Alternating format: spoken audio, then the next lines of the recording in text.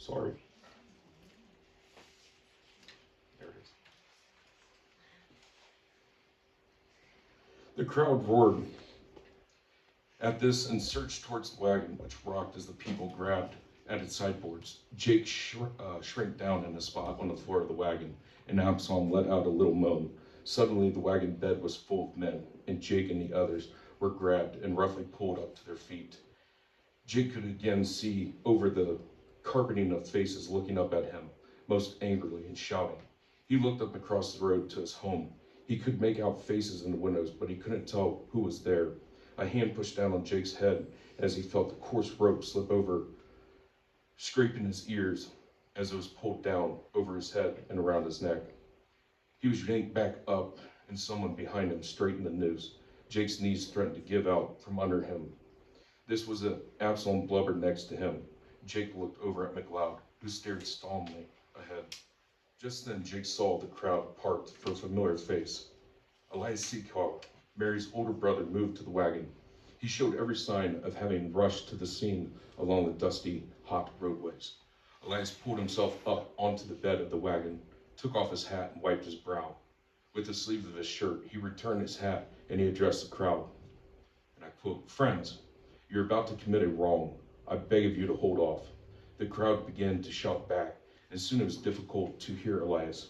"No one has the right to demand retribution more than me, but it cannot come this way. We need to wait until proper court can review this case in the fall." The crowd responded with violent outbursts and expressions of conviction as the guilt of the trio up on the wagon. Many in the crowd shouted out directions to the hangman to carry out the sentence. Elias hesitated for a moment, uncertain. He says, "You're hanging an innocent man if you hang Jake," he shouted. "I'm not convinced of his guilt. At least let Jake return to jail until the court can handle this case. Please, at least do that." Many in the crowd started to talk. They finally gave in, and they took Jake down.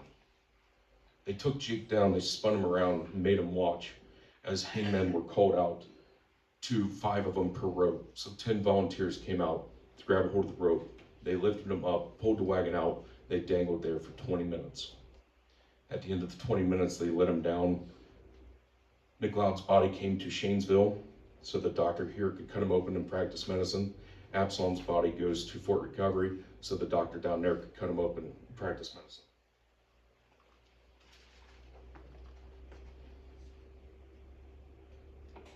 For months, Jake's going to wait in the jail cell.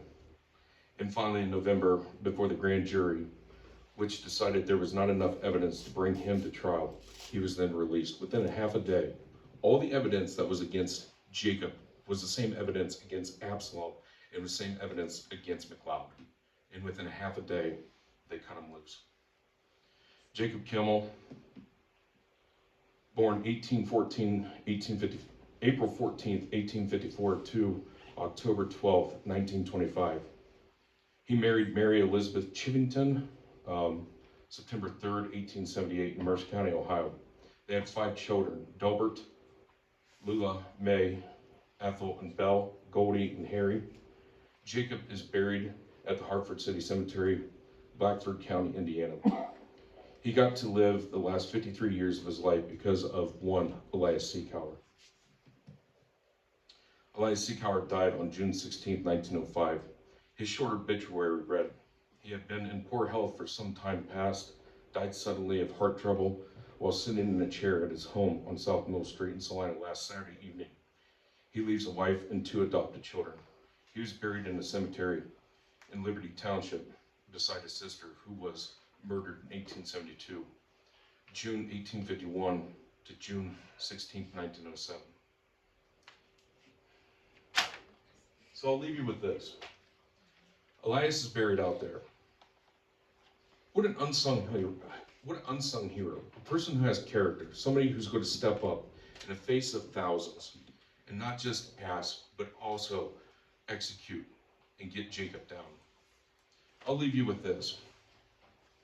The 54th Massachusetts was an all-black, all-colored regiment, and on the assault of Fort Wagner, Colonel Goldshaw, the commander of the 54th Massachusetts, requested that the 54th be the 1st Brigade in. General Strong said to him, "Your men have not slept in 2 days. Do you think they have the strength for the fight?" Colonel Goldschall said, "Sir, there is more to fighting than strength. There's character."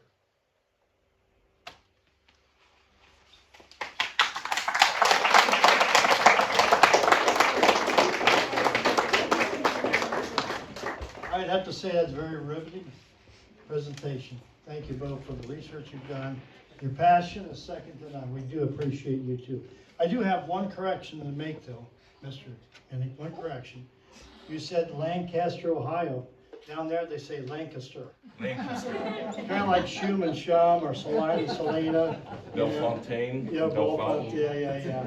Berlin or Berlin, yeah. So, but yeah, very, very interesting presentation. We learned a lot tonight. And again, we appreciate everyone that's come in attendance. Students, don't forget to sign in. Plenty of snacks over there. Next month, I think it's November the 21st.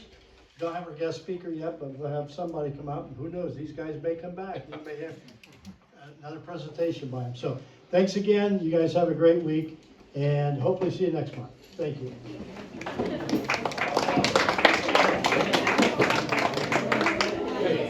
Thank you, sir.